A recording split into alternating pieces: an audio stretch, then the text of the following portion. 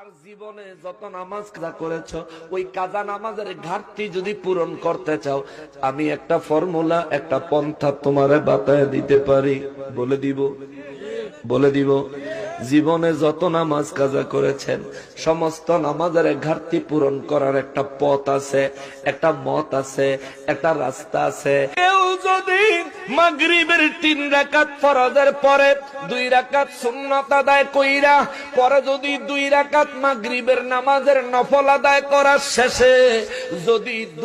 2 রাকাত করে 6 রাকাত সালাতুল আওয়াবিন নামাজ আদায় করে, প্রত্যেক রাকাতে সূরা ফাতিহার সঙ্গে 3 বার কুল হুয়াল্লাহ সূরা, যদি বেশি পারো 5 বার, যদি বেশি পারো 7 বার, যদি বেশি পারো 10 বার। নবী কয় এইভাবে যারা 2 রাকাত করে 6 রাকাত আওয়াবিন নামাজ আদায় করবে, 12 বছর দিনের বেলা